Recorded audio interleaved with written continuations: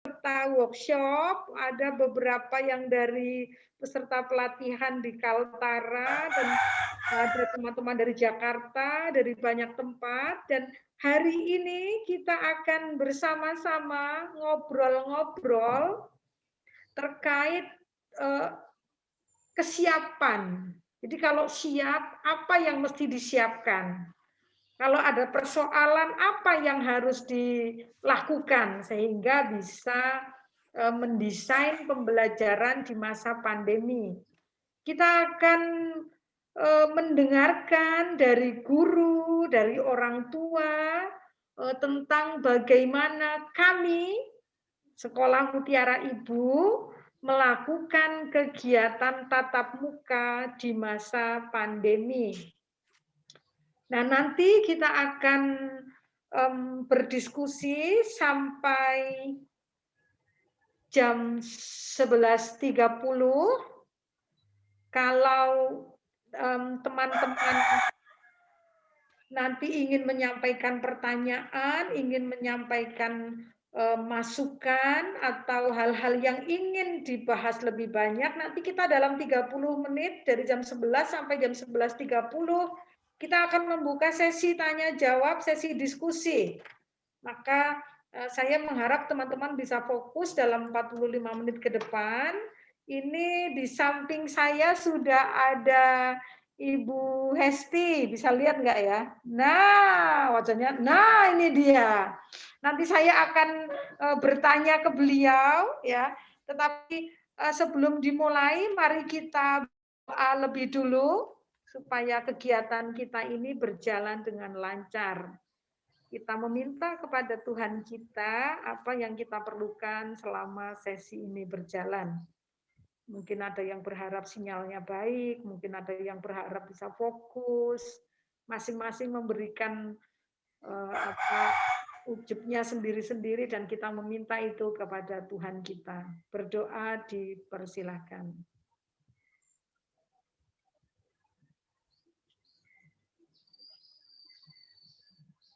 Doa selesai.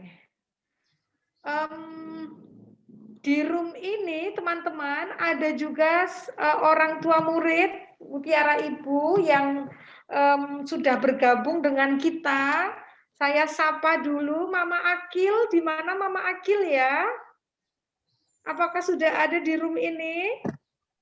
Selamat pagi Bu Sisil dan para orang tua hebat semuanya. Mama Akil sudah hadir. Alhamdulillah, puji Tuhan. Terima kasih Mama Akil, selamat datang, selamat bergabung. Nanti kita mau ngobrol-ngobrol sebentar ya Mama Akil ya, terkait ya Bu Sisil, siap berbagi kepada teman-teman di seluruh Indonesia. Yes, oke. Nah ini dia sudah muncul Mama Akil. Ini adalah orang tua murid kami. Nah nanti saya akan mengorek beberapa informasi baik dari Bu Hesti maupun dari Mama Akil terkait dengan bagaimana jungkir baliknya sekolah untuk mengelola pembelajaran di masa pandemi. Jadi Mutiara Ibu itu sudah melakukan kegiatan pembelajaran tatap muka itu sejak bulan Juli kalau tidak salah. Mungkin begitu ya Bu Hesti ya. Kita sudah sejak bulan Juli melakukan kegiatan tatap muka. Nah saya, teman-teman di room ini juga pasti pengen mendengar sebelum nanti mendapat penguatan dari saya tentang bagaimana liku-likunya Bu Hesti sebagai kepala sekolah di PAUD ini untuk menyiapkan, untuk mengelola pembelajaran di masa pandemi. Apalagi kalau anak-anak PAUD kan susah ya Bu Hesti ya. Anak-anak PAUD itu kan kalau pakai masker ya susah, pakai pakai face shield juga susah, nggak mungkin juga, nggak boleh disuruh, nggak boleh lari-lari dan sebagainya. Nah, saya pengen Bu Hesti sharing ke teman-teman apa saja sih yang sudah dilakukan dan bagaimana menjaga supaya apa yang dilakukan itu tetap tetap bisa berjalan terus, karena ini kan berarti kita sudah hampir 1 tahun ya tatap muka ya, sudah hampir 1 tahun. Silahkan Bu Hesti untuk cerita dulu ke teman-teman. Ya. Baik, selamat pagi teman-teman. Ini saya mau berbagi apa yang sudah kami lakukan di PAUD kami. Awal pandemi, sama ya, kita pasti semua bingung mau apa. Sama dengan kami sempat off, maksudnya sekolah memang tutup. Kemudian kami diskusi apa yang akan kami lakukan supaya anak-anak tetap terlayani walaupun di rumah.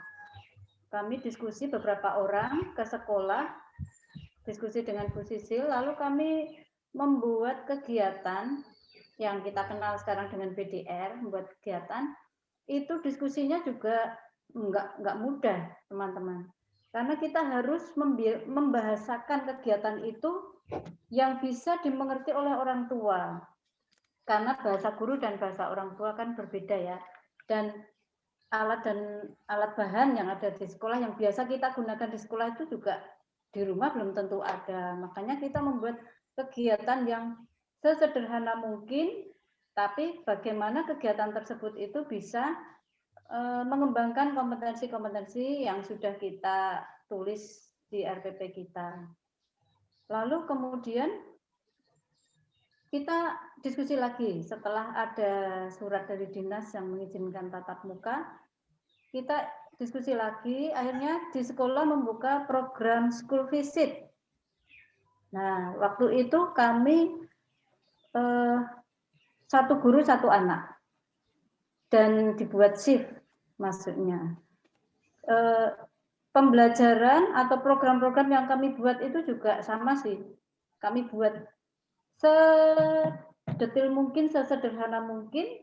Karena waktu kita sangat terbatas di sekolah, hanya 2 jam. Baik Bu Esti, sebelum lebih jauh lagi, sebelum berani membuka kelas itu yang disiapkan oleh sekolah apa Bu Esti? Misalnya tempatnya dibuat seperti apa, lalu misalnya apakah ada perubahan lingkungan terkait dengan anak-anak akan datang, apakah ada jalur dan sebagainya yang diperlukan secara umum Bu Esti? Wah, itu kita diskusinya panjang sekali ya Bu Sisil. Jadi sekolah memang benar-benar tampilan fisiknya, karena kita kan harus siap untuk menghadapi pandemi ini. Jadi di era new normal ini kita benar-benar merubah tampilan sekolah kami. Jadi di jalan menuju ke kelas itu kami buat 2 trek jalur masuk dan jalur keluar. Jadi itu supaya yang masuk dan yang keluar itu tidak bertemu secara langsung dan menghindari terjadinya kerumunan. Kemudian kalau di PAUD itu karena kami ruang kelasnya itu benar-benar ruang kelas yang terbuka, kami membuat semacam ruangan-ruangan, bilik-bilik kecil. 1 anak 1 ruangan itu sudah kami paketkan. Jadi ada paket meja, kursi, ada karpet, lalu 1 paket alat dan bahan untuk main. Jadi yang dibuat yang sangat berubah itu adalah yang tadinya anak-anak bisa terbang dalam artian ya bisa pure pulang. Lalu sudah harus dibuat trek ya, Bu Esti ya. Keluarnya lewat mana, masuknya lewat mana. Dan kita kenalkan, jadi semuanya satu paket ya. Semuanya satu paket, nggak boleh ganti-gantian. Nah, nanti ini akan saya bahas lebih detail lagi. Saya akan pindah ke mamahnya Akil nih. Mama Akil, pasti ya, Bu Sisil. Ya, pasti senang anaknya bisa sekolah daripada jutek di rumah ya. Nah, yang menjadi pertanyaan, apa nih jungkir baliknya orang tua? Apa sih tuntutan dari sekolah supaya bisa anak-anak tetap bisa sekolah? Adakah hal-hal baru, aturan-aturan baru yang diterapkan, yang diwajibkan orang tua itu harus penuhi supaya tatap muka bisa berlangsung? Nah, perbedaannya apa nih Mas selama sebelum pandemi atau ketika kita melakukan kegiatan di masa pandemi? Iya. Oke. Terima kasih Bu Sisil dan teman-teman. Apakah suara saya jelas? Sangat jelas. Oh ya, terima kasih. Nah, jadi kami sama orang tua itu berkeyakinan dalam artian yakin nih di masa pandemi ini anak-anak sudah kembali ke sekolah di masa pandemi ini kan tentu kami melalui proses panjang juga dalam artian ketika sekolah jungkir balik membuat program kami juga orang tua yang pertama kami lakukan ya jadi di Mutiara Ibu itu kan ada komite. Kebetulan saya tergabung di komite di seksi pendidikan, maka saya selalu diundang. Terima kasih, saya selalu diundang, kami komite selalu dilibatkan dalam membuat program dan persiapan baik sarana dan prasarana. Kami berdiskusi di ruang Bu Sisil itu hampir berapa kali ya Bu Sisil ya? Betul. Banyak kali itu sebelum sekolah memberikan program itu ke wali murid yang lain, sekolah berdiskusi dengan komite dan mendapat persetujuan dengan komite. Itu yang pertama. Jadi Bapak Ibu harus punya keyakinan dulu bahwa sekolah ini mampu melaksanakan proses pembelajaran di masa pandemi dengan cara mengetahui programnya dulu, kemudian melihat sarana dan prasarana. Dan terima kasih Mutiara Ibu sudah memenuhi apa yang menjadi keinginan wali murid. Itu pun juga tidak mudah ketika komite dan wali murid ada kesepakatan baik waktu atau apa ketika di-share di wali murid juga masih ada pro kontra ya Bu Sisil ya. Betul, ya. Jadi kebijakan itu berubah-ubah bukan berarti kalau dalam bahasa Jawanya itu kok kayak gini sih gitu enggak, tapi karena dievaluasi. Jadi ada aturan, contoh kemarin di bulan Juli pertama itu home visit ya Bu Sisil dan Bu Hesti, home visit 1 minggu, evaluasi lagi kami melalui grup kelas, kemudian grup kelas menyampaikan ke komite, evaluasi apa saja yang kurang, kalau sudah bagus ditingkatkan, kalau kurang nanti dicari kekurangannya itu bagaimana sampai pada akhirnya bisa masuk ke sekolah ya. Tentu masuk belajar di sekolah lagi ini yang paling bahagia adalah murid ya Bu Sisil ya, karena sekolah di sekolahan itu lebih menyenangkan, kalau di rumah katanya malah lebih mengerikan gitu.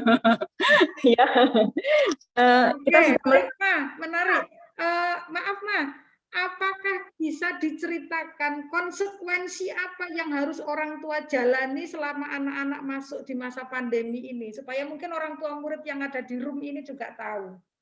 Nah, ini Bu Sisil, setelah ada ini kan tentu ada konsekuensi orang tua yang harus kita laksanakan. Jadi kalau dalam bahasa Jawa, orang tua harus lebih kangelan ya dengan SOP yang diberikan oleh sekolah. Contoh kalau anak-anak Mutiara Ibu sudah paham mematuhi SOP ya, jadi tidak ini yang harus dibawa ya memang mereka harus bawa, terutama masker, face shield itu harus. Kemudian orang tua yang lebih kangenan lagi itu karena tadi yang disampaikan sama Bu Hesti bahwa ibaratnya kurikulumnya tidak tuntas ya. Jadi karena waktu yang singkat, jadi ketika di rumah itu juga orang tua harus ikut mendukung pembelajaran yang ada di sekolah. Contoh ketika pembelajaran home visit itu kan anak-anak juga ada tugas, nah itu orang tua harus lebih siap mendampingi. Kemudian contoh SOP yang ada di kami ketika orang tua keluar kota ini. Nah, ketika orang tua keluar kota harus laporan. Nanti sekolah akan meneliti keluar kotanya itu kemana, di mana, sampai sekolah itu Mutiara Ibu mewajibkan untuk rapid antigen ya Bu ya. Ketika ada wali murid di luar kota ya Bu ya. Betul. Nah, itu harus terbuka. Kita harus jujur mengenai itu. Kemudian kalau ada yang tracking, jangan diem saja, terutama saya yang juga bekerja untuk publik, itu misal saya ada tracking teman saya kantor kena COVID, ya saya harus laporan ke sekolah untuk apa namanya, untuk amannya semua harus wajib lapor ke sekolah. Nanti sekolah akan meneliti, akan memberikan kebijakan apakah siswa daring lagi atau boleh mengikuti tatap muka lagi, seperti itu Bu Sisil. Sebenarnya kalau yang namanya kangelan banget itu enggak sih ya, karena semua juga demi kebaikan anak, dan kembali lagi untuk seperti ini ya tidak hanya pembelajaran tapi semuanya memang serba kangelan Bu Sisil. Jadi ya kalau kami menyadari semakin berjalannya ke sini ya tidak kangelan lah Bu Sisil, karena ada kerjasama antara anak dan sekolah. Nah yang terakhir Mas, terkait dengan antar jemput, ada nggak aturan dari sekolah? Wah, itu ketat sekali ya Bu Sisil ya. Antar jemput itu ya Allah yang selalu menjadi problem di sini. Karena apa? Kalau kedatangan itu harus tepat. Karena kan kalau di Mutiara Ibu kan gabung sama SD ya, antara PAUD dengan SD. Kalau SD diberikan waktu masuk jam 7:30 ya jangan terlalu mepet, apalagi terlambat. Karena 7:30 anak-anak TK atau PAUD sudah datang. Nah itu kalau apa namanya, kalau sampai ada yang terlambat kan tubrukan itu ceritanya kalau dalam bahasa Jawa. Nanti di gerbang terjadi kerumunan, ya. Kemudian terutama untuk penjemputan, Mutiara Ibu itu gerbangnya ada 2. Itu terjadi hal yang lucu sekali ketika biasanya yang jemput, kalau Akil kan memang selalu papahnya. Ketika saya yang jemput, saya kan nggak tahu di gerbang yang Jalan Kartini atau Dewi Sartika, lah nunggu lama biasanya di Jalan Dewi Sartika, ternyata harus di Kartini. Lah itu jadi komunikasi semuanya itu harus terjalin dengan bagus Bu Sisil. Nah, jangan sampai telat menjemput juga. Karena kalau telat menjemput juga kan itu kan shift-shiftan ya Bu Sisil ya. Dalam artian bukan shift tempatnya tapi shift jam pulang. Nah, kenapa? Terutama kalau TK itu pulang jam berapa, kelas 1 sampai kelas 3 pulang jam berapa, kelas 4 sampai kelas 6 pulang jam berapa gitu, setengah jam ya Bu Sisil ya kalau di sekolah kita. Nah itu untuk mengantisipasi terjadinya kerumunan orang tua. Sekolah sudah jungkir balik termasuk kelas 5 dan 6 itu ngamen tempat ya Bu Sisil ya? Betul. Nah, iya, ngamen tempat di SMP Mutiara Bangsa. Itu karena apa? Tadi di awal ternyata nyuwun sewu Bu Sisil, untuk jam penjemputan itu Mas kemarin-kemarin, tapi kalau sekarang enggak. Di awal itu juga orang tua ada 1-2 yang tidak menggunakan masker. Itu satu wajah di sekolah kita sudah ramai, kemudian sekolah harus mengambil tindakan. Sekarang sudah pakai masker semua. Kemudian untuk penjemputan tolong ya memang yang namanya ngobrol itu mengasihkan, terutama ibu-ibu yang jemput. Ketika jemput jangan berkerumun lah. Anak datang dipanggil pulang. Kita itu di gerbang ada Pak Ade, di gerbang yang satunya ada Bu Teguh. Mereka berkomunikasi manggilnya itu satu-satu. Anak itu sudah rapi sekali, masa orang tua mau berkerumun. Itu jadi itu Bu Sisil sekarang sudah tidak menjadi kendala ya Bu Sisil, karena kita sudah berbulan-bulan kan, tetapi di awal ya susahnya minta ampun. Mungkin kalau Bu Sisil bisa salto, mau salto ya Bu Sisil ya. Ya, terima kasih Mama Akil atas sharingnya. Terima kasih Bu Hesti untuk sharingnya. Terima kasih. Sekarang saya akan bertemu dengan teman-teman yang ada di room ini. Thank you. Teman-teman, kita berikan ucapan terima kasih untuk Mama Akil dan Bu Hesti yang sudah mau berbagi dengan kita. Dan izin saya akan share screen. Teman-teman, saya harap tadi dari mendengarkan sharingnya mamahnya Akil, teman-teman sudah punya sedikit gambaran ya, sedikit gambaran tentang bagaimana mengelola lembaga di masa pandemi ya. Dan ternyata nggak ada yang gampang, ternyata nggak ada yang mudah. Baik teman-teman, Saya akan mencoba untuk memberikan kesimpulan-kesimpulan, memberikan penguatan-penguatan, lalu kemudian nanti kita diskusi. Di mana lalu kita mencoba untuk membedah lagi. Kira-kira apa itu? Kalau tadi mamahnya Akil mengatakan jemput nganter itu tidak boleh terlambat, terlalu pagi ya nggak boleh, terlalu mepet apa namanya. Jadi judulnya itu on time. Tidak boleh mundur-mundur entah jemputnya entah mengantar. Lalu belum lagi orang tua diberi SOP penjemputan, SOP pengantar ke rumah dan sebagainya. Dan tadi yang menarik adalah orang tua tuh harus siap kalau tiba-tiba terjadi perubahan. Tadi menarik banget itu. Karena biasanya orang tua itu cepat jengkel ya, cepat marah. Ini kenapa sih? Habis kemarin diumumin sekarang jadi begini lagi gitu. Nah, ini yang menarik ya. Nah, mari kita coba melihat satu persatu. Jadi kalau kita bicara tentang pandemi, kita kadang-kadang disuruh milih ya, disuruh milih mau selamat dulu atau sekolah dulu. Terus kalau orang tua murid dan guru jawabnya apa ya Bu Sri Haryati?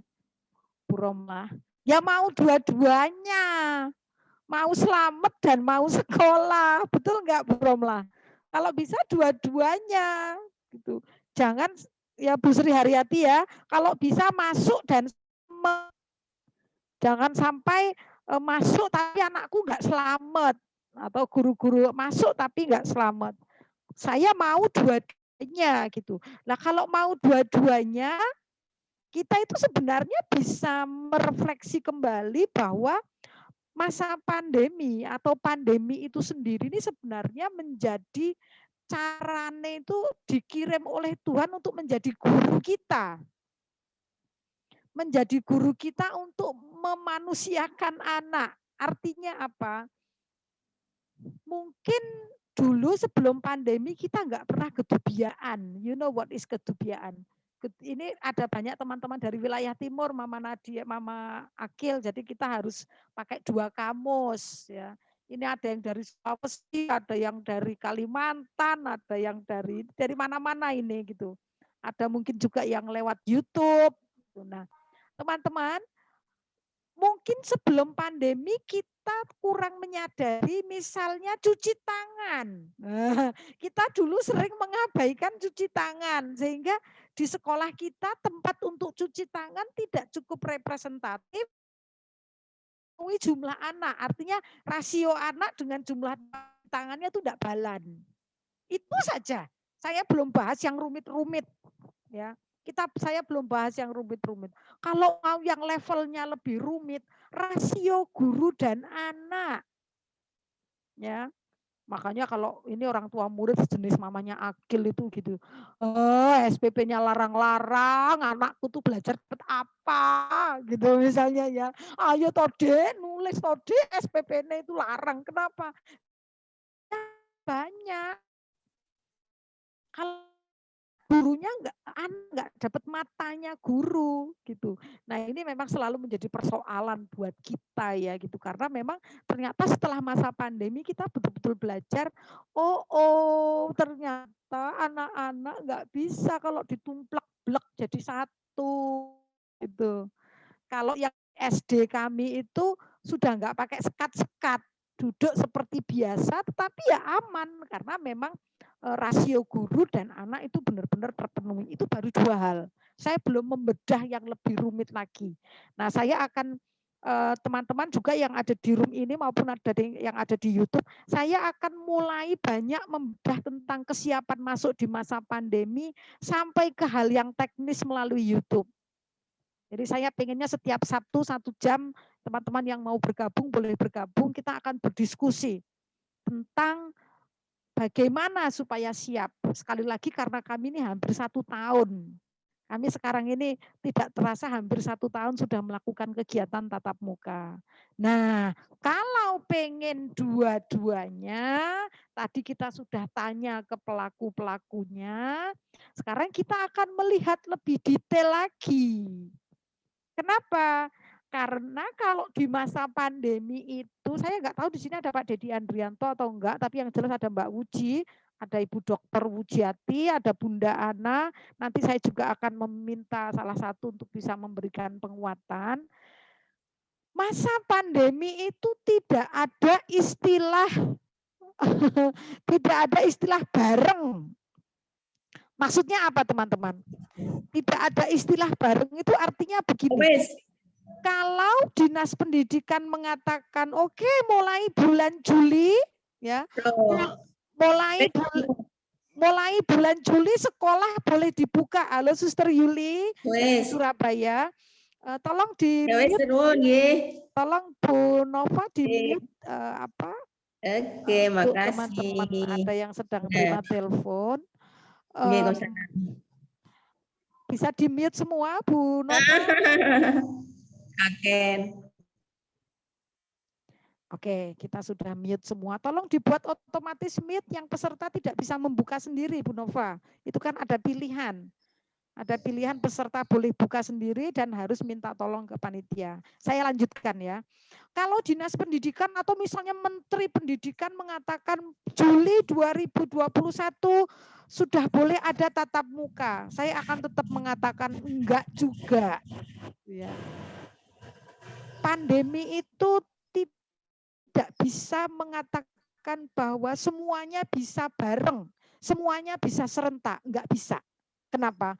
Karena ada 3 kunci besar yang harus dipastikan ready di setiap sekolah.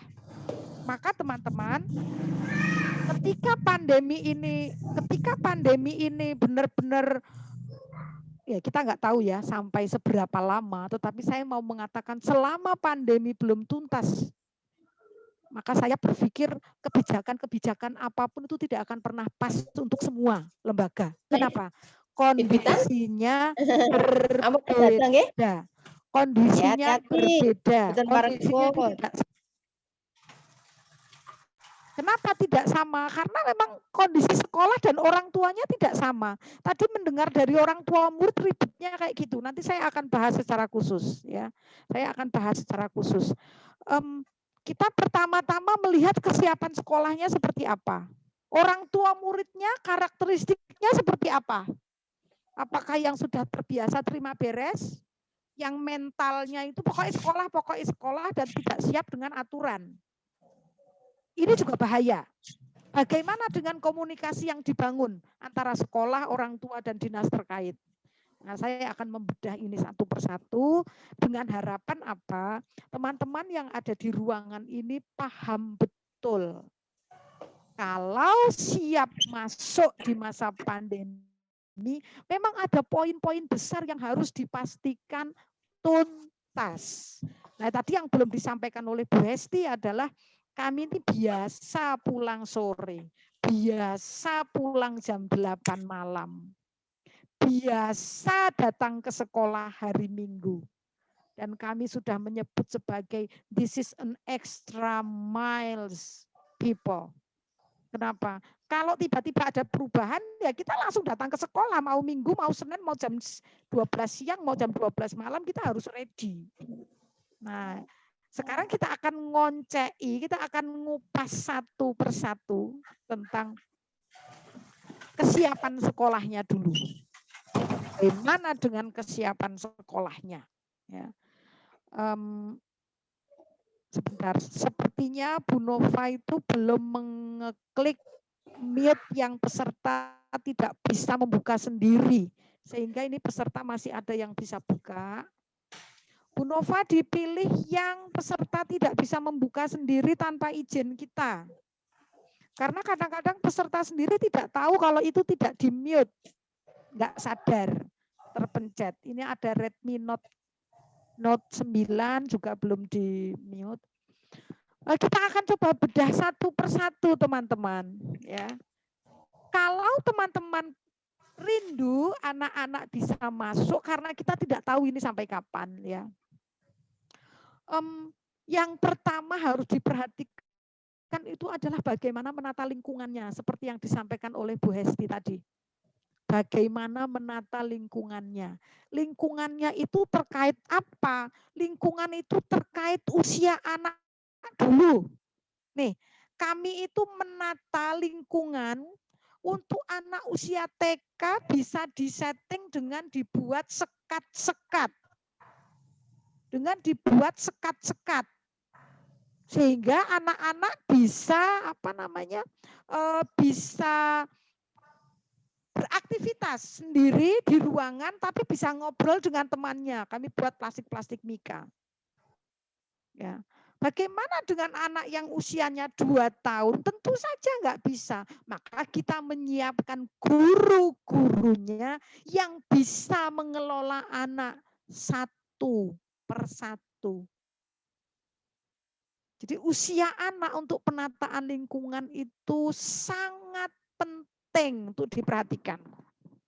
Maka memang akan menjadi persoalan untuk sekolah-sekolah yang didesain formal.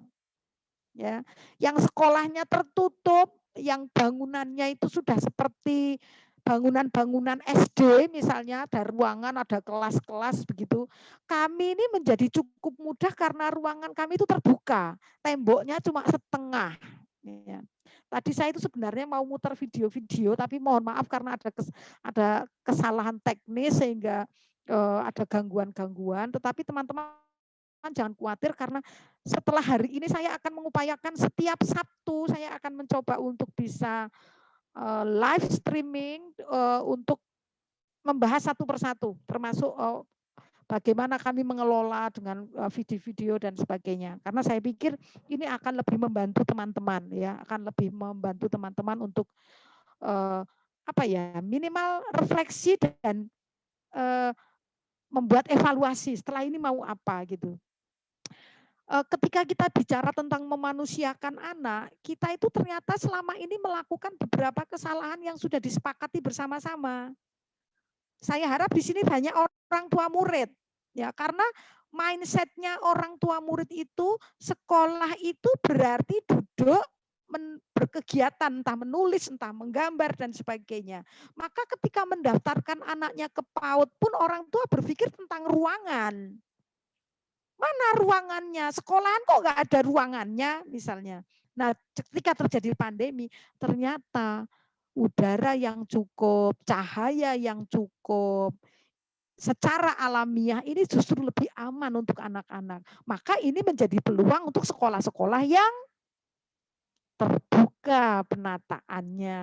Gitu. Jadi ini menjadi sesuatu yang sesuatu yang menguntungkan ketika desain sekolah kita itu semi terbuka. Nah, yang kedua jarak aman. Jarak aman ini kalau tadi Bu Hesti katakan di sekolah kami itu semuanya menggunakan trek, ada treknya, panah masuk, panah keluar. Ini malah kalau Bu Wuji, ada Pak Dedi Andrianto di sini mungkin nanti boleh minta waktunya sebentar untuk bisa memberi penguatan. Kalau kita belajar tentang coding ya Mbak Uji dan teman-teman, coding itu kan dari sini kemana, setelah itu nanti sampai di mana, dapat juga. Karena tanda panah itu tuh mengajak anak bekerja dengan menggunakan sistem kerjanya komputer. Kalau kamu salah track, kamu tidak akan sampai ke tujuanmu, maka kamu gagal. Nah ini kami buat untuk jarak aman sekaligus mendesain rambu-rambunya. Nah, bagaimana dengan program pembelajarannya? Ini teman-teman, sanggup enggak mendesain one to one for one? Jadi di sekolah kami itu tadi seperti yang dikatakan Bu Hesti, satu anak satu paket. Ya, satu anak satu paket. Yang itu tidak dipinjamkan ke teman lain. Nah, Pak Akil dia pernah mendapatkan pelajaran penting dari anak lanangnya gitu. Karena lupa membawa sesuatu ya sudah nanti minta ke si A lalu anaknya protes. Kan SOP-nya nggak boleh minjem-pinjem, tidak aman. Lalu mamahnya, aduh Bu Sisil, saya hari ini belajar dari Akil. Anak-anak kita itu sudah sangat paham, anak-anak di TK kami, di kelompok bermain kami, itu sudah di telinganya itu sudah akrab dengan yang namanya SOP. Anak-anak SD kami, semua ada batasannya, semua ada aturannya. Maka sekolah-sekolah yang sudah seperti ini, halo para orang tua, Anda nggak perlu khawatir.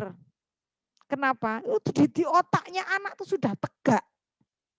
Bahwa ada aturannya, ada batasannya, mana yang boleh, mana yang tidak boleh, mana yang harus dilakukan. Dan itu mengalir, bukan lagi sebuah paksaan. Nah, jadi anak-anak kami itu sudah sangat paham tentang hal ini sehingga terasa menjadi lebih mudah pengorganisasiannya. Jadi one for one to one, satu tempat, satu paket mainan untuk satu anak. Nah, yang kedua, terbuka tapi terbatas. Piye caranya ya? Saya bayangke wong nganggo handuk dibuka ora sida dibuka gitu ya. Ini rada-rada porno sedikit ya. Bukanya enggak jadi gitu ya. Jadi yang dimaksud dengan terbuka tapi terbatas itu salah satunya pertama komunikasi. Ya, komunikasinya menjadi terbatas, tetapi interaksi jauh lebih dalam ketimbang hanya sekedar berkomunikasi. Maka guru bisa menggunakan cara-cara untuk bisa membangun interaksi yang hebat dengan komunikasi yang terbatas. Karena kita nggak bisa ngobrol lama dengan anak-anak. Sehingga strateginya ketika membangun interaksi, ada komunikasi yang membuat anak-anak sibuk sendiri. Nah, saya nanti mudah-mudahan bisa memutarkan satu video karena dari hanya bertanya tentang tas yang berat sampai kemudian ada kegiatan membuat bentuk lingkaran. Tapi mereka lah yang sibuk. Kenapa? Karena kita harus membatasi komunikasi kita. Tetapi interaksinya terbangun secara mendalam. Kemudian waktu. Kalau kami itu dulu sebelum pandemi masuk itu dari jam 7.30 sampai jam 12. Sekarang karena pandemi hanya bisa masuk jam 8 sampai jam setengah 11. Kurang banyak sekali. Tetapi kita memberi kesempatan seluas-luasnya kepada anak untuk membangun pengalaman-pengalaman. Mendampingi mereka. Nah, yang terakhir yang terbuka tapi terbatas adalah materialnya. Alat-alat yang dan bahan yang digunakan tentu saja nggak bisa asal comot. Itu bedanya. Ini bedanya. Hati-hati teman-teman. Ini bedanya. Kenapa? Ketika di luar masa pandemi, anak-anak itu kita bolehkan menggunakan apapun untuk mewujudkan gagasan mereka. Tetapi di masa pandemi, kamu hanya boleh menggunakan yang ada di room milikmu. Kalau kami menyebutnya rumah. Kamu hanya boleh menggunakan yang ada di rumahmu. Nah, ini yang untuk kita itu masih menjadi semacam keprihatinan ya. Tetapi ya, saya berpikir masih jauh lebih baik karena anak-anak mendapat stimulasi. Ya, penguatan pengetahuan, penguatan pengalaman mereka itu bisa dibangun melalui interaksi yang positif. Kalau materialnya terpaksa dibatasi. Loh, kenapa Bu Sisil kok materinya terbatas? Ya tadi itu. Semua harus disteril, semua harus dilap menggunakan alat menggunakan cairan disinfektan, harus dilap mejanya, kursinya, baloknya, kayunya, manik-maniknya, semuanya. Maka kalau terkait dengan prosedur yang serumit itu, tentu saja guru tidak bisa menyediakan sebanyak yang anak-anak minta. Lah ini yang berbeda sama sekali dengan ketika belum terjadi pandemi. Karena anak-anak tuh sudah, kalau orang Jawa bilang suster kayak sudah diponto-ponto. Ini ada suster Matilda bukan dari Tarakan ya. Suster Matilda itu dari Tanah Tidung. Tanah Tidung, betul. Dari Tanah Tidung. Nah, tentu saja guru itu bukan guru ya, mungkin sekolah punya keterbatasan untuk ngelap-ngelap, untuk mensterilkan alat dan bahan. But I think ini masih jauh lebih baik, gitu ya, masih jauh lebih baik. Saya itu kemarin ngelihat ada satu anak komentar ke room temannya. Di tempatmu ada bentuk lingkaran, di mainanku nggak ada. Lalu gurunya mengatakan, ya minggu depan boleh bertukar. Tetapi yang sekarang kamu hanya bisa menggunakan itu. Maka ketika menyusun program pembelajaran, kita harus memastikan itu siap. Yang kami syukuri memang sejak awal rasio guru dan anak itu kami perhatikan. Kami itu kalau satu kelas sudah 12 anak tutup. Satu kelompok sudah 12 anak tutup. Artinya usia TK besar itu bisa jumlahnya 30, tapi ya itu harus dibagi 3 kelompok. Nah sekarang ketika terjadi masa pandemi, kami bisa mengatakan nggak ada yang berubah. Karena memang kita biasa dengan kelompok-kelompok kecil. Persoalannya di mana? Nanti saya akan turun ke orang tua murid. Makanya saya kemarin bilang di Facebook, saya belum terlalu banyak pakai Instagram. Saya katakan lebih baik banyak orang tua yang diajak. Ini dari Surabaya, tadi saya lihat Suster Yohana sudah membawa pasukannya, orang tua murid, halo, semoga sehat-sehat semua. Kemarin saya sudah sempat terbang ke sana ya, mudah-mudahan bisa memberi makna. Saya mau bilang, nggak mudah. Ya, untuk tahu rasio itu nggak mudah, ada resiko-resiko yang harus ditanggung. Nah, kemudian terbuka tapi terbatas itu memang karena terkait dengan sterilisasi. Materialnya nggak bisa sebanyak. Pak Dedi saya harap ada di room ini juga. Jadi kami itu punya mainan banyak sekali yang tidak terpakai. Karena apa ya itu untuk mensterilkan itu perlu waktu. Jadi ya sudah disiapkan saja di situ nanti tinggal di rolling. Poin yang ketiga terkait dengan koordinasi dan kontribusi. Apa maksudnya? Semua untuk semua. Kami ini otomatis tidak ada acara makan di sekolah. Maka semua petugas dapur lari ke program PAUD. Ada yang membantu mengawasi anak, ada yang membantu asistensi, ada yang pekerjaannya itu hanya seolah-olah tidak bekerja karena hanya berdiri di samping toilet. Memastikan anak yang keluar masuk dari toilet itu tetap dalam posisi aman. Enggak ngumpul sama temannya, enggak belok kemana-mana. But I thanks to God because sejak sebelum masa pandemi itu kami itu punya anak-anak yang senang, tertib. Itu saja yang saya syukuri. Mereka tahu bahwa ini berbahaya, ini tidak aman, maka mereka itu selalu sesuai tujuan. Kalau mau ke toilet ya kembali lagi kalau sudah selesai dari toilet. Itu pun kami memberdayakan tukang memberdayakan semua. Bahkan TU saja kami tarik untuk memastikan anak-anak aman. Maka sekolah-sekolah yang terlalu formal, maaf ya kalau Bu Sisil ngomongnya terlalu gagah berani ya. Karena saya tidak ingin teman-teman hanya berpikir sebatas pada dikasih izin atau tidak dikasih izin. Itu belum selesai. Ya, kalau kita enggak benar-benar melakukan sesuatu secara maksimal, sudahlah berdoa saja di rumah tunggu pandemi selesai. Karena anak orang itu enggak bisa buat main-main. Ya, ini anaknya orang semua yang ada di sekolah kita, enggak boleh main-main. Maka saya katakan, tinggalkan sapu, tinggalkan alat pel. Kalau sudah jam 8, semua mata tertuju pada anak-anak. Kenapa? Sekolah kita kan enggak kotor-kotor amat, wong setiap siang disapu. Saya katakan pada kepala sekolah saya, kalau hanya daun yang terbang di lantai, enggak apa-apa, daun bisa untuk belajar. Nah ini berbahaya untuk sekolah-sekolah yang terlalu kaku. Tapi saya harap di room ini sudah enggak ada ya. Makanya kalau ada sesi seperti ini, ajak yayasannya, ajak kepala sekolahnya, ajak gurunya, Diajak sapa meneh ya? Ajak orang tua muridnya. Sapa meneh? Ajak satpamnya, ajak tukang nyapunya, nek ada. Karena memang enggak sederhana. Yang kami kerjakan itu habis-habisan. Semua untuk semua. Enggak ada orang yang nganggur. Dalam tanda kutip ya, gitu. Jadi pada jam-jam tertentu semua mengarah, semua fokus untuk anak-anak. Nah, sekolah-sekolah yang terlalu formal, yang terlalu kaku. Kalau TU ya di kantor TU. Kalau satpam ya jaga di depan, ini agak bahaya, ya.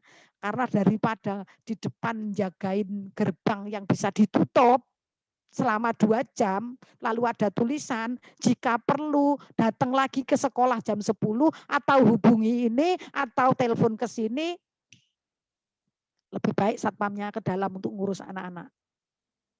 Dan saya sangat bersyukur, I thanks to God, alhamdulillah. Orang tua murid tidak ada yang protes. Ini mungkin masih ada Mama Akil di sini. Orang tua murid itu lebih senang satpamnya jagain anak-anak daripada berdiri di depan. Apalagi di masa pandemi seperti ini. Semua untuk semua. Enggak ada hari kerja, enggak ada hari libur. Semuanya untuk semua. Untuk semua itu, untuk semua layanan yang terbaik. Sekolah-sekolah yang mental karyawannya masih, ini kan hari libur. Ini kan bukan jam kerja. Ini ketika masuk ke masa pandemi, selesai sekolah itu. Kenapa? Ada lemburan, ada tambahan jam kerja, enggak ada ongkos lemburan. Enggak ada. Semua untuk semua. Kepala sekolah akan turun gunung. Masuk ke kelas-kelas. Ya. Ketika guru-guru nampak sibuk, saya akan datang ke kelas-kelas ngobrol dengan anak-anak. Ngeliat ada kekurangan apa nih.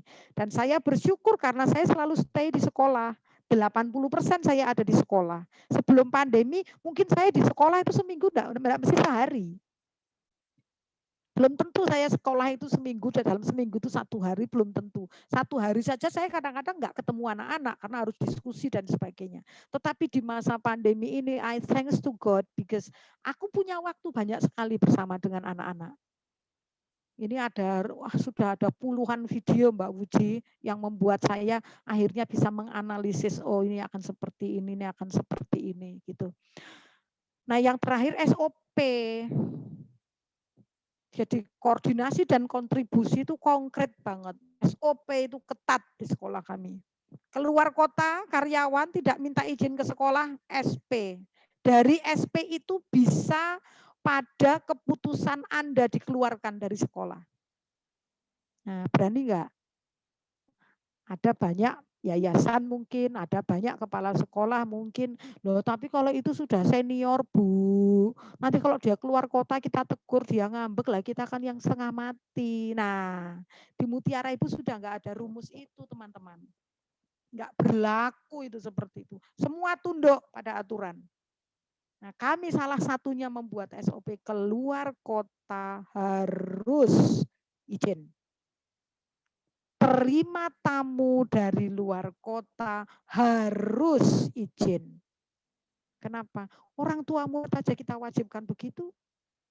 Kalau orang tua murid enggak kita kasih SP, kita panggil. Tapi kalau karyawan harus dikasih SP. Sehingga ketaatan itu menyelamatkan. Ketaatan itu membawa keselamatan untuk semua orang yang ada di lingkup sekolah kita. Maka taat itu menjadi sesuatu yang mungkin berat, mungkin menyakitkan. Tapi menurut saya itu indah. Kalau kita tahu kemana kita akan pergi. Jadi bikin puisi nih aku Pak Dedi.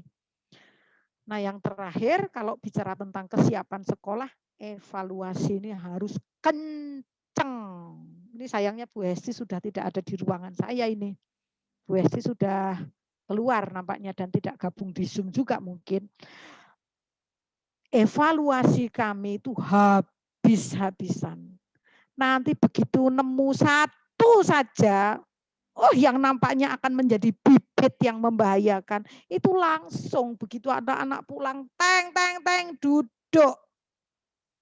Terkait apa? Penataan ruangnya. Oh ternyata yang itu terlalu sempit. Oh yang ternyata yang itu membuat dia mudah sekali ketemu temannya, dia harus dipindah, nggak bisa ini seperti itu dan sebagainya. Oh ternyata si A itu anaknya aktif banget, si B aktif banget. Oke yang satu dipindah, dijeda dengan siapa? Serumit itu. Jadi tidak hanya sekedar enak ya bisa masuk sekolah, enggak enak. Enggak enak. Karena sejak ada ini saya pada masuk di Zoom atau enggak ini, YouTube-nya udah on belum ini? Saya enggak tahu. Gara-gara masa pandemi ini saya otot-otot dan tulang-tulang saya itu bekerja 600 kali lipat. Ya, untuk kesiapan teamwork, untuk penataan ruang dan program terus-terusan. Sambil juga melihat kalau ada sesuatu kita siap. Halo guru-guru, para kepala sekolah, yayasan yang ada di room ini, tolong ini nanti dibedah. Ya, saya sih berharap mulai Sabtu depan bisa live terus, tapi teman-teman gabungnya lewat YouTube saja karena kalau pakai Zoom kadang-kadang jaringannya nggak bagus. Tapi nanti tanya jawab bisa pakai di kolom komentar. Ya, tapi saya pengen kita bisa kuat. Kesiapannya itu tidak hanya di tataran oh kok sudah ada izin masuk sekolah, enggak, itu enggak cukup. Kenapa saya bisa ngomong itu? Saya sudah ngelakoni. Nah, itu aja. Mungkin saya lebih dulu ketimbang teman-teman. Saya sudah merasakan jungkir baliknya mengelola pembelajaran di masa pandemi. Sudah jungkir balik, enggak ada bayar tambahan loh. Enggak ada kenaikan gaji, enggak ada, jangan mikirin uang dah. Karena kita hanya mau bicara how to survive. Ini kesiapan sekolah, saya harap ini menjadi bahan refleksi teman-teman. Nah, yang teman-teman harus perhatikan, Sarpras itu hanya memungkinkan 40% keberhasilan. Tapi 60% tergantung pada teamwork-nya. Hati-hati, kenali tim Anda. Sopo sing hanya mikir kelasnya sendiri. Siapa yang hanya mikir enaknya sendiri. Berapa persen jumlah tenaga yang punya sense of belonging. Berapa yang punya cinta pada anak-anak. Berapa yang masih berpusat pada gaji. Berapa yang masih berpusat pada kenyamanan diri. Hati-hati dengan ini. Saya harus ngomong apa adanya supaya Anda enggak berpikir oh ternyata enak, gampang. Enggak. Ya, enggak mudah. Nah, ini sekarang bicara tentang keterlibatan orang tua. Tadi Mama Akil sudah sampai SOP kencang. Setiap ada mau tatap muka, orang tua langsung dapat kiriman SOP. Langsung. Ini SOP-nya. You melanggar, anakmu nggak bisa masuk. Jadi jangan berpikir, halo para orang tua yang ada di room ini, sekarang saya sedang berbicara dengan Anda, para guru, para pengurus yayasan, kepala sekolah, sekarang bisa sambil minum-minum kopi dulu, bisa snack-snack dulu. Sekarang saya sesinya dengan orang tua murid. Ada 101 orang bergabung di room ini, luar biasa. Saya bersyukur mudah-mudahan 101 orang ini akan bersama-sama dengan saya untuk membuat perubahan bareng-bareng. Ya. SOP-nya masih kencang. Halo para orang tua, kalau Anda mau memasukkan anak Anda ke sekolah, ternyata sekolah belum menelurkan SOP, minimal SOP kedatangan, SOP kepulangan, jangan kirim anakmu ke sekolah. Artinya sekolah belum mikir. Sekolah belum mikir, at least mikir bagaimana memberitahu orang tua, kalau anak saya mau pulang, saya harus berdiri di mana? Kalau anak saya pulang nanti di sebelah mana? Kalau itu belum ada, jangan kirim anakmu. Nanti ambiar. Nah ini biar gantian kita nyindir sekolahan, para mama papa ya. Apalagi SOP-nya, SOP keluar kota, SOP dari luar kota, SOP ya, bla bla bla, semua di SOP SOP. Dan itu tidak enak.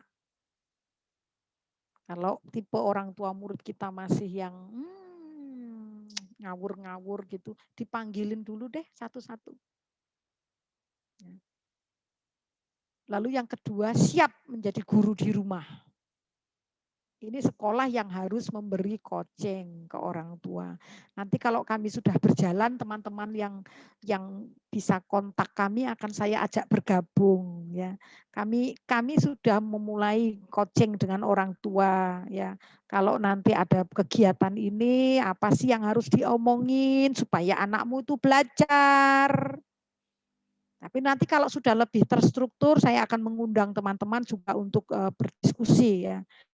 Karena melibatkan orang tua supaya siap jadi guru di rumah. Yang ketiga itu paham prioritas. Kalau orang tua yang tidak paham prioritas ini bahaya. Satu contoh saja. Tidak boleh jemput, misalnya pulangnya jam 10:30. Enggak boleh anak-anak itu dijemput baru jam 11:30 misalnya. Pokoknya jam pulangnya 10:30, paling telat 30 menit. Harus sudah dijemput. Terlambat itu otomatis anakmu masuk daycare. Artinya apa? Otomatis bayar. Otomatis bayar. Enggak mau, balik lagi. Orang tuanya belum paham prioritas. Kami itu sudah membuat yang serba otomatis. Kalau tidak serba otomatis, kita akan dibuat kalang kabut. Nah, kalau orang tua mengerti prioritas, maka kalau sekarang saya belanja, anak saya 10 menit lagi pulang, maka lebih baik saya menunda belanja dulu. Supaya saya bisa jemput anak saya tepat waktu. Itu satu contoh sederhana loh ya. Orang tua harus paham prioritas. Nah, yang terakhir program parenting. Parenting kami habis-habisan teman-teman. Ini tadi saya jam 8 sampai jam 9 parenting dengan orang tua murid kelas 3 SD. Ngomong banyak tentang tahap perkembangan, tentang kenapa di sekolah kami itu semua anak harus bikin jadwal, dari bangun pagi sampai mau tidur. Kamu bikin apa enggak? Kenapa kok enggak bikin? Itu kami bahas tadi. Kesusahanmu di mana? Apa yang akan kita lakukan? Nanti setelah webinar ini, saya akan mengumpulkan guru-guru. Persoalan orang tua seperti ini, mulai apa? Program parenting kami wajib. Dan parenting kami sekarang ini offline, Mbak Uji. Karena saya sudah coba berkali-kali pakai Zoom, pakai Google Meet, enggak efektif. Ada yang sambil asah-asah, sambil dandan, ada yang sambil lihat TV, ada yang no. Saya bilang sudah parenting 30 menit selesai, 30 menit selesai, 30 menit selesai. Ada yang terlambat, telepon, kenapa kok terlambat? Halo para orang tua, are you ready for this? Kalau Anda tidak siap dengan ini, maka ini pun berasa berat. Ini berasa berat. Oke, terima kasih banyak semuanya Bapak Ibu. Tetap jaga kesehatan. Tuhan berkati Bapak Ibu. Tuhan berkati ya. Shalom. Masih tidak ketemu. Terima kasih. Terima kasih ya. Salam kepemimpinan. Tuhan berkati. Banyak. Yang sedang pamitan. Oke, baik teman-teman. Ini dari sisi orang tua dan dari sisi sekolah. Nah sekarang Bu Nova tolong dicek siapa yang unmute itu. Nah tolong otomatis di mute saja kalau ada yang open. Baik teman-teman, sekarang saya ingin mengundang Bu Wuji. Ada Bu Wujiati di sini, mana suaramu, saudaraku? Ya, halo Mbak Sisi. Tolong kasih 5 menit. Ini dari pakar ini. terkait dengan pandemi ini. Ini Bu Pujiati ini seorang dokter, beliau tinggal di Surabaya, punya satu putri, dia putrinya psikologi, dia bilang ikut dengan yang sudah kita dengarkan tadi, minta 5 menit. Terima kasih Mbak Sisil. Suaranya bisa didengar ya? Ya. Yang pertama saya ucapkan apresiasi yang luar biasa untuk PAUD Mutiara Ibu, kemudian Sekolah Mutiara Bangga ya. Jadi kebetulan saya ini bersyukur punya teman-teman yang luar biasa. Saya Dinas Pendidikan Provinsi, seperti salah satunya ini Mbak Sisil. Jadi Mbak Sisil, saya sendiri memang dari latar belakang yang berbeda. Saya kebetulan orang olahraga. Ini jiwanya itu jiwa yang hidup, senang membantu orang lain. Saya bantu orang lain melalui olahraga. Nah gitu ya. Tapi kami bergabung sama Allah, sama Tuhan Yang Maha Kuasa, ditemukan di salah satu pertemuan nasional, sehingga kami dari tim penyusun yang sama, di pedoman yang sama, narasumber nasional, saya bergabung, berkenalan dengan Mbak Sisil itu secara intens, itu sejak tahun 2006. Jadi waktu itu ada pos PAUD, ada inilah, pokoknya kayak adik saya sendiri ya. Nah, yang kedua, apa yang kita pelajari hal positif dari COVID ini? Satu, saya kebetulan kan lulusan olahraga saya ini. Pemerintah, orang-orang olahraga itu sibuk. Bapak Ibu pernah mendengar slogan gini, memasyarakatkan olahraga dan mengolahragakan masyarakat. Ternyata kami berjuang berat, susah payah untuk mengolahragakan masyarakat dan memasyarakatkan olahraga. Saya ini kalau olahraga dikatakan orang begini, alah, wong bahasa Jawa ya, ini yang mohon maaf yang luar Jawa. Wong gak olahraga, wong olahraga nek wayahe mati yo mati. Dikatakan gitu saya ketawa aja. Nah, nggak apa-apa. Tapi dengan COVID ini saya nggak perlu teriak-teriak saya nggak perlu susah payah. Semua orang ingin sehat, mau nggak mau dia harus bergerak dan berolahraga. Toko sepeda sekarang sepi dan harga sepeda Polygon itu mahal sekali. Yang sepeda lipat itu dulu 2.400.000, kemarin saya nanya 5.450.000. Ih, Masya Allah, harganya berapa kali lipat. Nah, yang kedua, perubahan perilaku tentang hidup sehat. Kami ini di PAUD terutama, contoh 2.1 Mbak Sisil, memiliki sikap yang mencerminkan perilaku hidup sehat. Di sekolah itu anak-anak kadang diajarkan begitu, diberikan contoh yang begitu bagus. Tapi jika di masyarakat, di dalam keluarga ini tidak diterapkan, maka rasanya sekolah itu melakukan modeling apapun, itu terkesan hanya di sekolah. Nah, dengan adanya COVID ini, mau enggak mau kita harus cuci tangan. Mau enggak mau kita harus hidup bersih. Mau enggak mau kita harus mengkonsumsi makanan sehat. Jadi, yang tadi disampaikan Mbak Sisil betul sekali, Tuhan itu mengajarkan kita dari COVID. Tergantung kita itu mau mempelajari enggak, mau belajar enggak dari COVID ini. Nah, yang berikutnya, saya sepakat dengan Mbak Sisil. Terkait COVID ini tidak bisa kita sama-sama. Dulu mungkin kita sering makan bakso, Mbak, nyicip dong, ini sekarang kita tidak bisa lakukan itu semua. Saya dulu masih ingat, saya ini kebetulan dilahirkan di kampung, ibu saya orang desa. Saya manggilnya Mak. Mak saya bilang gini, nek sekolah gak oleh lo gelas gantian, gak oleh lo mangan iku piringnya gantian. Itu mak saya bilang gitu. Tapi karena kebersamaan kita kadang-kadang merasa dekat, makan sepiring itu rame-rame. Dengan COVID kita nggak bisa. Nah, tadi saya menyimpulkan yang disampaikan Mbak Sisil, tadi saya memang awal-awal tulis, itu memang betul. Ada 3 hal besar itu ya. Yang pertama, kesiapan lembaga. Lembaga ini butuh perjuangan betul. Butuh perjuangan berat, seperti saya itu ngikuti betul Mbak Sisil itu di YouTube-nya, kemudian di status-statusnya, saya kasih luar biasa. Nah, kesiapan yayasan ini terkait dengan paradigma guru. kemauan guru. Yang disampaikan Mbak Sisil, kalau hitung-hitungan duit sudah susah. Saya itu pernah mendengarkan salah satu informasi di Suara Surabaya di radio.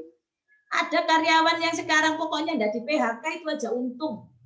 Nah, sekarang di PAUD kita ini dunia pendidikan, bagaimana kita hidup memberikan kontribusi yang tinggi. Kalau ingin kaya jangan jadi guru PAUD. Oh. Ya, jadi kalau ingin kaya jangan jadi guru PAUD. Jangan bergerak di pendidikan. Kalau ingin kaya buka pabrik beting.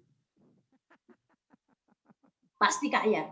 Kenapa? Karena satu bambu itu bisa menghasilkan banyak tusuk gigi gitu ya, atau tusuk sate.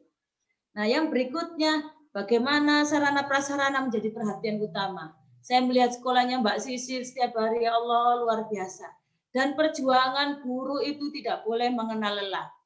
Memang yang terakhir itu membangun koordinasi dan kerjasama ini penting. Koordinasi dan kerjasama itu tidak boleh kita lewatkan. Koordinasi dan kerjasama itu dua hal yang mudah diucapkan tapi sulit untuk dilaksanakan. Terutama peran orang tua. Nah, Mbak Sisil, saya menggarisbawahi tadi yang disampaikan Mbak Sisil. Jadi terkait sarana prasarana disesuaikan dengan usia dan jenjang pendidikan. Apalagi sebagian besar yang di sini adalah orang tua dan guru-guru PAUD yang ikut di Zoom ini. Ada teman-teman dari Himbauddin. Nah, kesimpulan saya ini saya tulis begini Mbak Sisil dari tadi itu. Saya tulis begini, nah, ini kesimpulan Luar saya. biasa. Ya. Wow, ya. Jadi tegas. Tegas itu nggak ada main-main, nggak ada tawar-menawar. Iya, tidak. Artinya COVID ini nggak bisa main-main. Saya bilang ke teman saya, kalau kita sakit biasa, kita masih bisa terkait dengan COVID. Orang yang paling sedih itu kalau punya teman yang sakit nggak bisa jenguk. Jangan sampai teman-teman saya yang nanya Mbak Uci gimana PAUD-nya akan tatap muka. Jangan sampai muncul klaster baru dari sekolah. Apalagi dari PAUD kita. Itu jangan sampai. Nah, yang berikutnya disiplin yang disampaikan tadi Mbak Sisil. Jam sekian, gurunya pun datang jam sekian, pulang jam sekian. Kemudian SOP-nya harus jalan betul dan saling mengingatkan, saling peduli itu memang harus. Maka saya, Mbak Sisil, masih ingat pelajaran yang kita ambil dari Bu Pamela waktu kita ikut di konferensi itu. Hasil pendidikan tertinggi itu bagaimana manusia itu memiliki empati yang tinggi. Saya masih ingat kata-kata itu. Jadi bagaimana kita memiliki empati. Kalau kita mau melaksanakan pembelajaran tatap muka, ini bukan urusanku. Ini urusanmu, tidak bisa begitu. Kemudian konsisten. Konsisten itu ya bagaimana ya konsisten itu ya begitu, ya begini terus selalu begitu. Dan taati SOP. Jadi memang kalau kita bilang terlalu paranoid itu juga bikin stres, terlalu mudah ya berbahaya gitu ya. Artinya konsisten itu bagaimana konsisten. Nah, terakhir ketika teman-teman mau melakukan pembelajaran tatap muka, maka jangan lupa lakukan evaluasi berkelanjutan. Nah, ini evaluasi berkelanjutan ini setiap saat, setiap detik, mata ini harus selalu melihat, telinga harus selalu mendengar, otak harus selalu berpikir. Tadi yang disampaikan Mbak Sisil sampai tukang-tukang dapur yang biasanya ibu-ibu yang masak seolah-olah tidak bekerja tapi dia selalu berdiri di dekat wastafel. Artinya Bapak Ibu, teman-teman, orang tua semuanya jangan abaikan yang disebut dengan protokol kesehatan. Dan yang terakhir, catatan saya dengan adanya pandemi ini, orang tua merasa penting pendidikan anak usia dini di sekolah. Saya itu punya tayangan, ada ibu-ibu tidak tahu kiriman kayaknya dari Ngawi atau dari mana. Orang tua seorang ibu nyisir rambutnya begini kan, ditali. Ki sekolah si ora iki.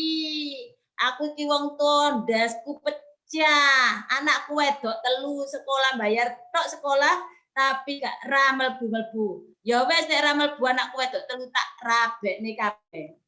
Itu menandakan bahwa betapa pusingnya kepala orang tua ketika dia harus mendidik anak-anaknya di sekolah. Dan saya sering diprotes gini oleh guru-guru bilang gini, Mbak Uji, mall dibuka, tempat rekreasi dibuka. Kenapa sekolah enggak dibuka? Saya bilang, sudahlah, pendidikan itu kita nggak boleh ngikut-ngikut yang tidak jelas. Mau tempat rekreasi dibuka, nggak dibuka, saya pun tetap nggak rekreasi. Karena ini masa pandemi. Dan saat ini, Bu, di pemerintah Provinsi Jawa Timur, mulai tanggal 10 kemarin, sampai tanggal 14 PNS-nya tidak boleh pergi dari rumah. Jadi kami harus share lock sore. Artinya, kita semua harus disiplin terkait ini. Mudah-mudahan Mutiara Ibu dan Mutiara Bangsa selalu sukses. Mbak Sisil, amin. Sebagai lantera yang selalu memberikan sinar untuk amin. Kita Semoga. Terima kasih Mbak Uji. Semuanya. Terima kasih. Terima kasih Mbak Ujiku yang baik hati. Baik. Ya, teman-teman, sekarang saya membuka kesempatan untuk berdiskusi. Apakah ada yang ingin menyampaikan pertanyaan, pernyataan, atau apapun? Yuk, saya buka. Boleh membuka, meng-unmute, lalu kemudian boleh menyampaikan pertanyaan.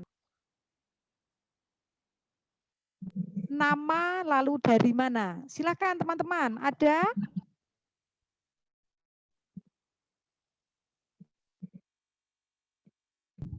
Ada. Bolehkah dari Bandung? Bunda Ana Bandung, silakan, dipersilahkan. Siap. Yang pertama, saya mengucapkan terima kasih sekali, puji Tuhan ya. Saya melihat di sini bukan hanya pembelajaran, akan tetapi keragaman. Karena baru saja saya mendengar dari Dinas Pendidikan yang begitu bangga dan juga bagus sekali memberikan apresiasi. Kemudian Bu Sisil yang memang love, penuh cinta. Penuh cinta, ngomong apa adanya. Yo, wis tadi dibilang 60% sopo yang punya sins yang sama, kemudian sudah jungkir balik, nggak ada tambahan uang, karyawan juga kena SP atau apa segala macam. Nah ini semuanya dibingkai dengan luar biasa oleh yang kita muliakan, yang kita cintai, Bu Sisil. Bersama guru-guru dan juga tentunya yayasan yang begitu luar biasa, indah kalau mengerti kemana kita mau pergi. Saya ulangi kembali ya, saya Ana Anggraeni dari Kota Bandung, puji Tuhan walaupun sudah tidak muda lagi, tapi menyelesaikan S2-nya di PAUD, saya kosongkan karena saya bangga dengan sikap perilaku mulai dari yayasan, kemudian juga Bu Sisil, dan saya ingin tetap selalu belajar. Saya pagi ini mendapat banyak dan bahkan kata-kata Tuhan yang selalu menggerakkan. Bu Sisil tadi mengatakan indah kalau mengerti kemana kita mau pergi.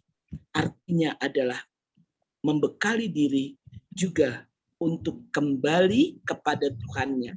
Itulah tugas kita sebagai pendidik, kemudian juga sebagai penyelenggara, ataupun siapapun, termasuk saya pribadi yang mendapat kehormatan melihat sendiri, bagaimana begitu saya melangkahkan kaki ke ruangannya Bu Sisil, pertama kali saya berjumpa, maka mulai dari tukang kebun, kemudian juga penjaga sekolah, dengan sigapnya paham apa tugas dan juga apa yang dilakukan. Saya terkesiap pada saat itu.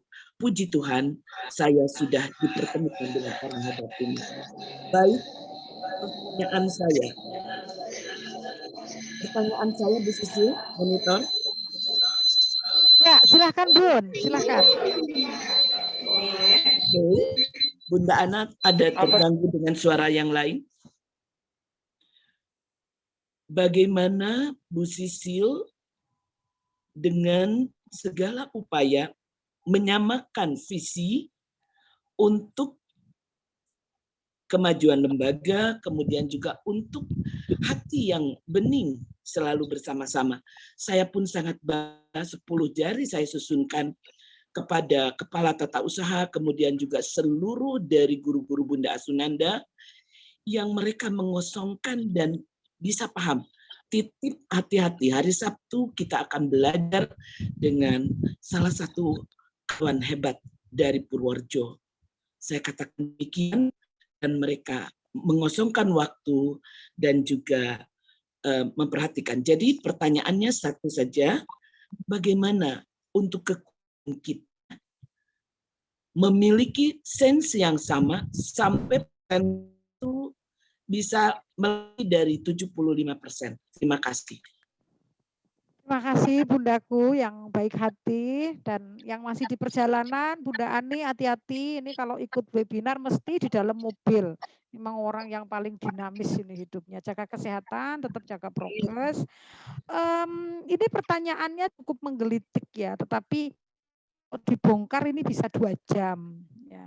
Mudah-mudahan suatu saat bisa membedah ini secara baik ya Bunda Ana, tetapi saya secara singkat ingin mengatakan begini. Dalam poin-poin tertentu, dalam sesi-sesi tertentu, jangan memilah-milah dia satpam, dia tukang masak, dia kepala sekolah, dia wali kelas. Jadi ada sesi-sesi tertentu yang nampaknya, yang kelihatannya itu hanya perlu untuk guru, tapi satpam harus duduk belajar, tukang masaknya harus ikut duduk belajar. Nah ini beberapa teman yang sudah banyak dengan saya sudah tahu. Bu Ari itu sudah sangat paham dengan saya. Saya selalu bilang, kalau bahas ini TU-mu suruh ikut. Kalau bahas ini yang bagian masakmu suruh duduk di sini. Oh siap. Wah, kalau Bu Ani Cilacap itu suka kayak gitu. Ini pertanyaannya siapa aja Mbak Sisil, kabeh suruh ikut. Yang materi ini guru-guru aja tok. Kenapa harus ada bagian-bagian itu? Teman-teman yang hanya satpam pun harus tahu. Harus tahu psikologi anak usia dini. Dengan cara yang sederhana. Maka ketika mereka menjadi satpam, mereka mendudukkan diri sebagai satu dari sekian tugas membangun anak usia dini. Saya termasuk sampai hari ini Bunda Ana, karena saya mengelola SD, SMP juga, saya mewajibkan, jadi ada satu grup yang isinya grup untuk guru SMP dan PAUD. Ada satu grup yang isinya grup kepala sekolah SD, SMP, dan PAUD. Kami satu yayasan, karena ada banyak sekali terjadi dalam sebuah yayasan, guru PAUD-nya dengan guru SMP-nya saja nggak kenal. Lalu kepala sekolah PAUD-nya dengan kepala sekolah SMP-nya saja nggak dalam interaksinya gitu. Saya tidak mau. Artinya begini, kita jaga visi, kita jaga tujuan dengan mengalirkan semangat itu ke semua orang yang ada di sekolah. Maka kalau ada pelatihan tentang misalnya gini Bunda Ana, dukungan untuk anak usia dini supaya siap belajar, itu dari satpam sampai kepala sekolahnya wajib duduk. Gerbangnya ditutup, ayo belajar bareng-bareng. Maka yang saya syukuri adalah ketika terjadi pandemi, indah sekali. Ketika bagian dapur harus di daycare, mereka sudah tahu cara yang paling sederhana saja. Mereka sudah tahu cara bicara. Jadi bagian dapur yang tukang ngoncei, ngupasin bawang merah saja bisa mengatakan begini, apakah perlu bantuan? Apakah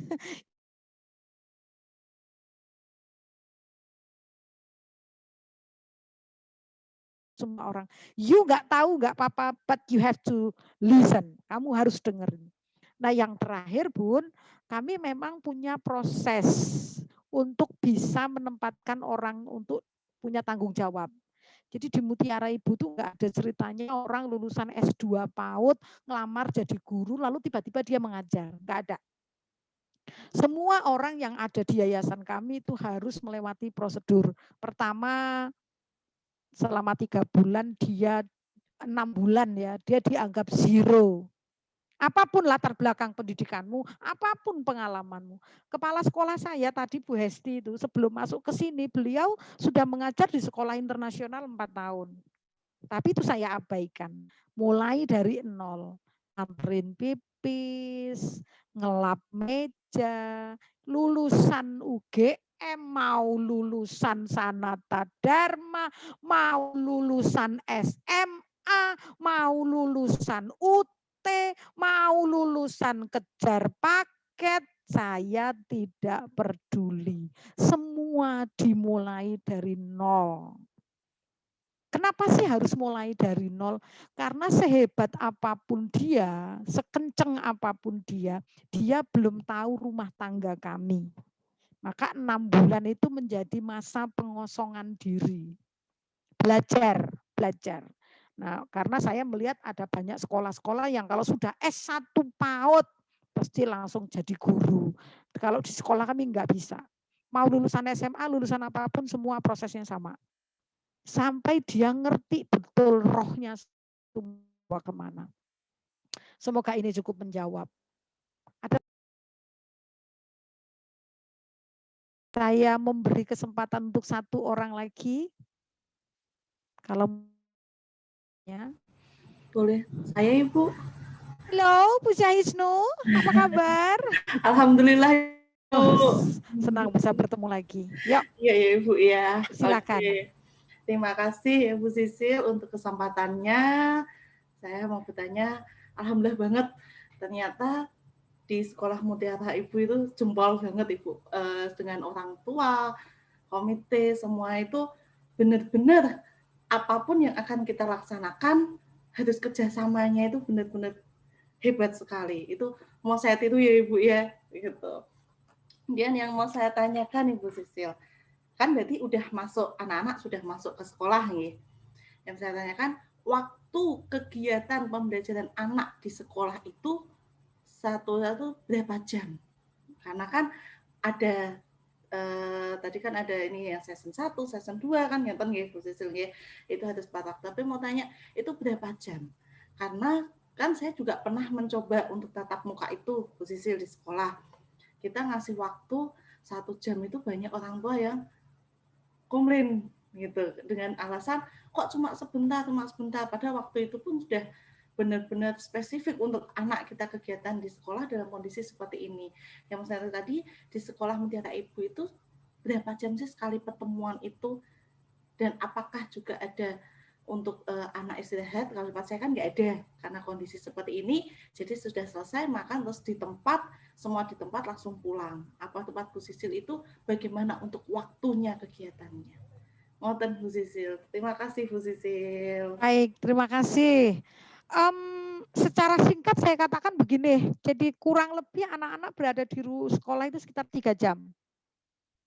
Tanpa istirahat, tanpa main bebas, maka ini harus lulus dulu bahwa tanpa istirahat pun anak-anak selalu bermain. Jadi tidak dipisahkan lagi antara istirahat dengan main di kelas. Apalagi di masa pandemi seperti ini. Sehingga tantangannya di mana Bu Syahisnu? Tantangannya adalah menyiapkan kegiatan yang memastikan anak-anak bergerak terus. Yang memastikan anak-anak selalu melakukan aktivitas. Nah, ini kalau teman-teman nanti punya waktu, saya itu akan membedah tentang 5 komponen penting untuk mendesain kurikulum, baik di masa pandemi maupun tidak pandemi. Kalau nggak, saya tanggalnya lupa. Nanti saya akan masukkan di grup, teman-teman. Saya akan masukkan di grup. Itu selama 5 hari berturut-turut. Nah, itu kita akan membedah gimana caranya di kelas tanpa istirahat, tapi rasanya main. Karena memang selama masa pandemi itu tidak boleh istirahat. Jadi 3,5 jam.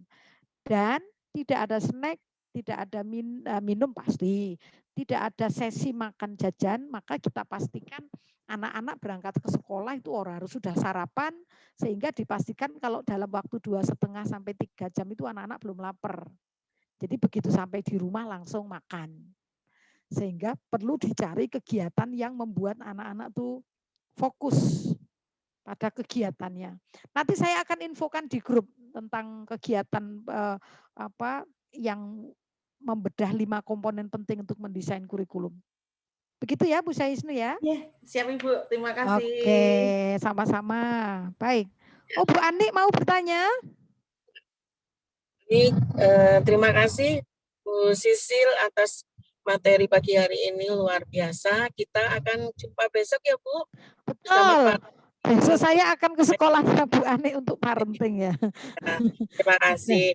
Sharing saja Bu Sisil, apakah yang sudah kita lakukan benar atau tidak. Siap. Awal pandemik, Dinas Pendidikan memang kan tidak memperbolehkan kita tatap muka. Kemudian kita memberikan orang tua untuk mengambil tugas seperti itu.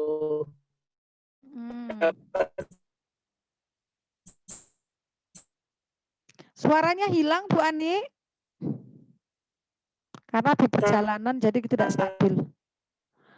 Bu Ani suaranya hilang.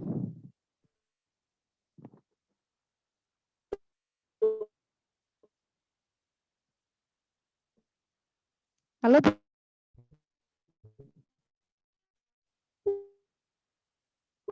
Halo Bu Ani, suaranya hilang Bu Ani.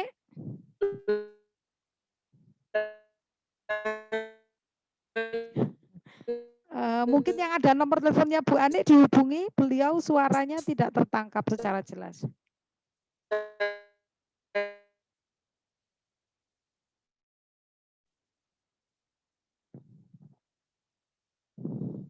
Halo Bu Ani, sambil menunggu Bu Ani ini saya tampilkan di layar kalau teman-teman mungkin ada yang berminat untuk ikut hadir. Kami akan membedah 5 syarat membangun kurikulum berkualitas. Bu Ani hilang suaranya. Oke teman-teman, dengan berat hati saya terpaksa menutup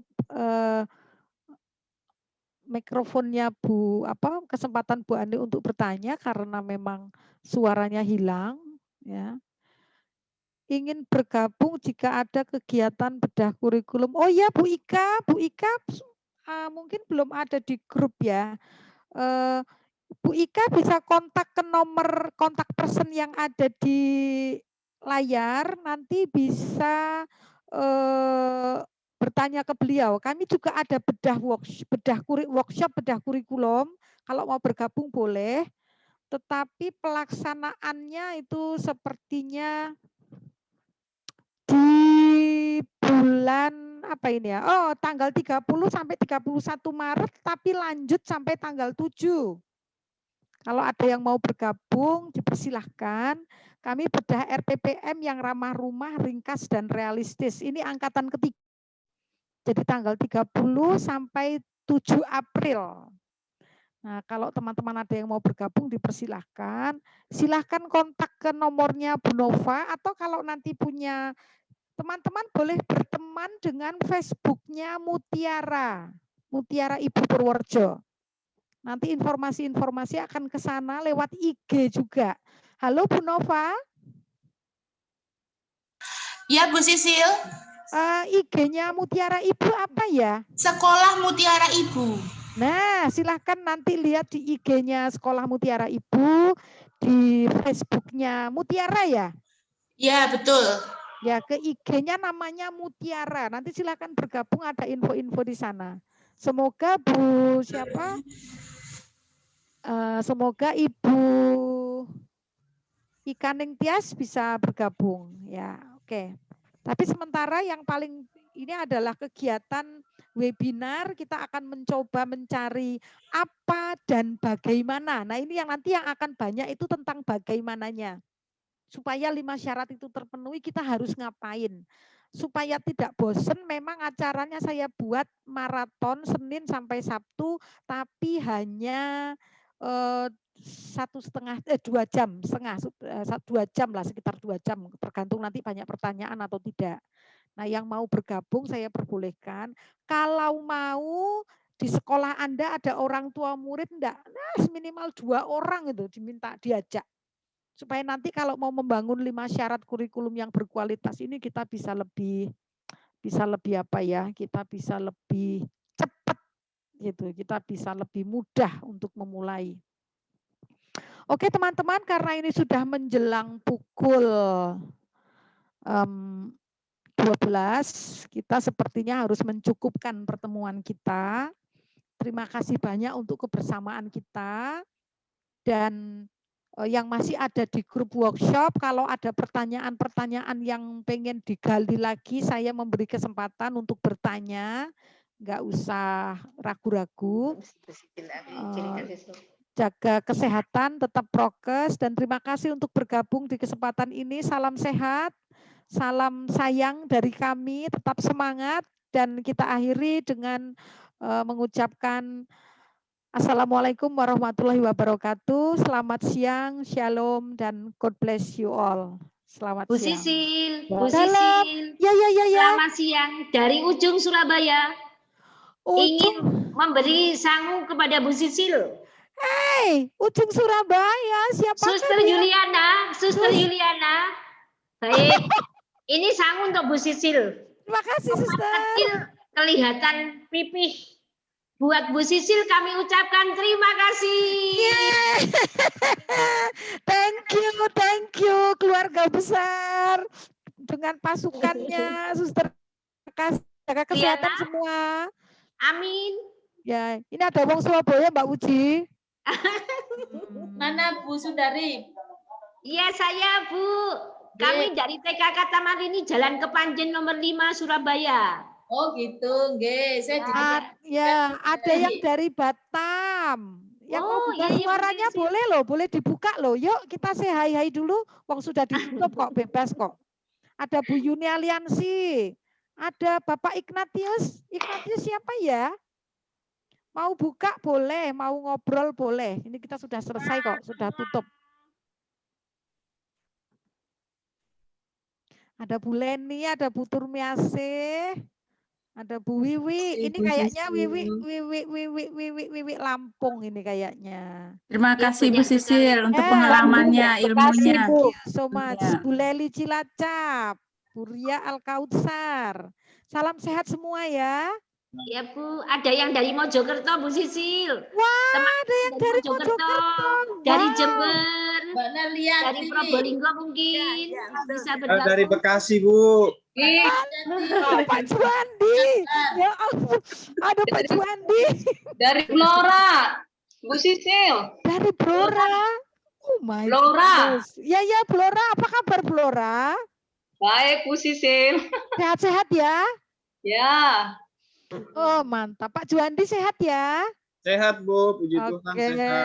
Syukurlah. Ya. Ada siapa lagi? Ini ada Bu Romlah, ya.